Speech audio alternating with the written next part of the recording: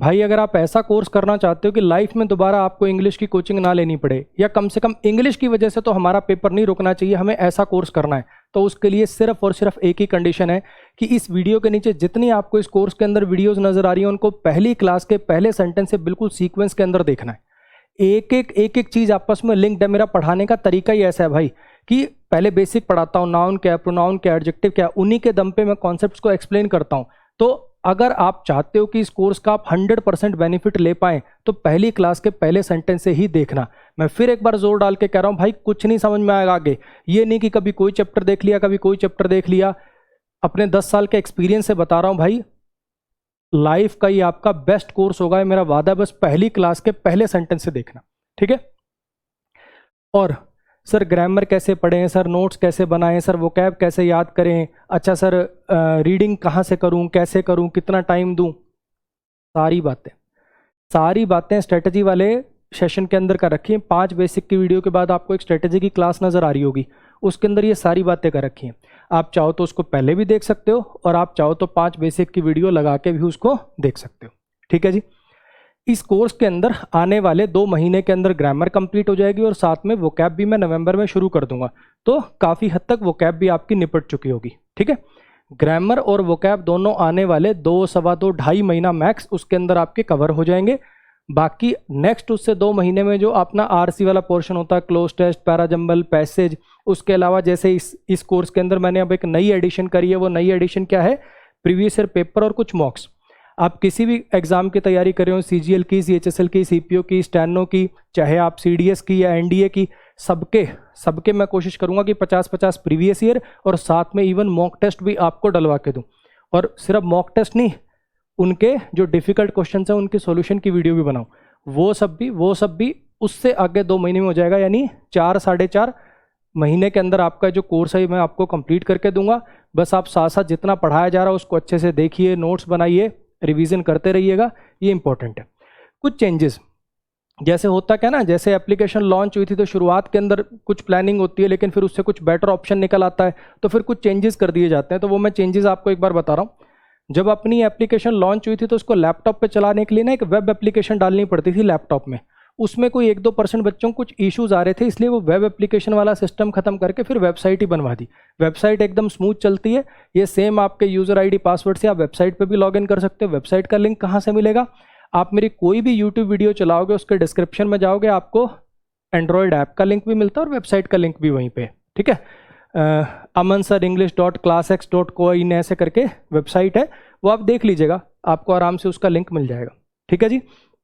अच्छा, पहले सोचा था कि जैसे ही चैप्टर खत्म होगा तो चैप्टर की क्विज डाला करेंगे, ठीक।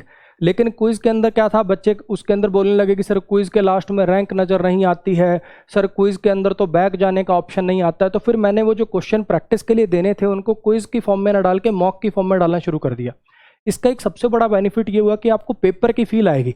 जैसे आपके एग्जाम में होता है ना, ऑनलाइन के अंदर ऐसे डिब्बे बने होते हैं, आप रिव्यू करते हो, सबमिट करते हो, ये सारी चीज़ें आप पेपर के लिए हैबिचुअल हो जाओगे।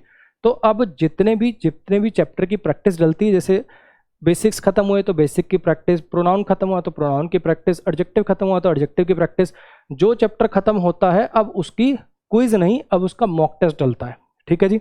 और ये मॉक टेस्ट जो है, ये मॉक टेस्ट पहले कहाँ डलता था, पहले प्लान था कि जो ग्रामर जहाँ पे ये वीडियोस देख रहे हो ना, पहले यहीं डलता था वो कि अच्छा बेसिक्स खत्म हुए तो उसके नीचे वो डाल दिया, लेकिन उससे ना बड़ा क्लमजी सा दिखता था, सारे लेक्चर सीक्वेंस में नहीं दिखते थे। तो एक अलग फोल्डर ही बना दिया है, चैप्टर वाइज प्रैक्टिस नाम से एक अलग फोल्डर बना दिया, उसी में मॉक टेस्ट, ये मतलब चैप्टर वाइज प्रैक्टिस कह लो चाहे मॉक टेस्ट कह लो, जो आपका मन करे उसकी क्लास डलती है और उसके जो डिफिकल्ट क्वेश्चंस होते हैं उनका वीडियो सॉल्यूशन भी डलता है।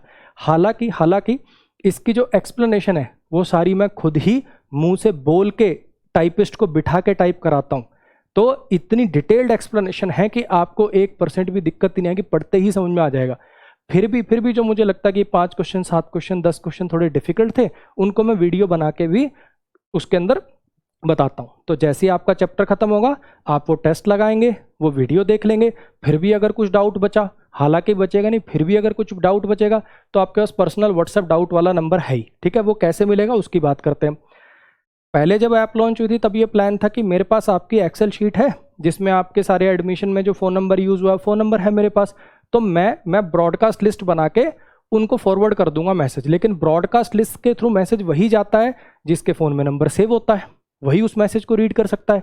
तो इस प्रॉब्लम का क्या सोल्यूशन निकाला कि आपकी ऐप पे ही नोटिफिकेशन आती है, आपकी एप्लीकेशन पे ऊपर यहाँ राइट हैंड साइड कॉर्नर पे नोटिफिकेशन है ना, जैसे ही आप एडमिशन लेते हो उसके 7 दिन के बाद, जब आप एडमिशन लेते हो उसके 7 दिन के बाद, 7 दिन से पहले भी आ जाती है, 1-2 दिन ऊपर भी हो जाते हैं कई बार, 7 दिन के अंदर अंदर आपको एक नोटिफिकेशन नजर आएगी, अमन सर डाउट नंबर, और उसके साथ एक वीडियो होगी। उस वीडियो में आपको बता रखा होगा हाय हेलो मत भेजना भाई, थ्योरी के डाउट ऐसे पूछना, प्रैक्टिस के डाउट ऐसे पूछना, थोड़ा फॉर्मेट सा बता रखा उसके अंदर, ताकि आपका भी टाइम सेव हो, मेरा भी टाइम सेव हो। ठीक है, तो डाउट नंबर का क्या सिस्टम है, जब आप एडमिशन लेते हो उसके 7 दिन के बाद आपकी ऐप पे एक नोटिफिकेशन आती है, उस नोटिफिकेशन में डाउट नंबर होता है, उसको अपने फ़ोन में सेव कर लीजिएगा, एक वीडियो है उसके अकॉर्डिंग आगे से डाउट भेज लीजिएगा।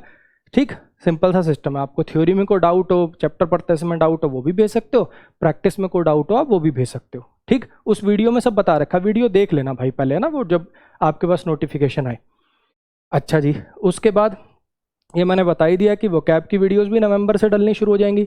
और वीडियो जो पहले हुई है ना, जैसे ये कुछ मतलब पहले क्या होता है ना, जब नई नई एप्लीकेशन बनती है तो कभी कोई बच्चा पूछ रहा है सर लैपटॉप पे कैसे चलाऊं, सर डाउट नंबर नहीं मिला अभी तक, शुरुआत में थोड़ी दिक्कतें आती हैं, है ना। तो उस समय क्या होता है, मैं उनसे बात करने लग गया, 5 मिनट उसको एक्सप्लेन करने लग गया। अब वो वाला पार्ट आप देख के अपना क्यों टाइम खराब करोगे, तो मैंने वीडियोज़ को एडिट कर लिया है।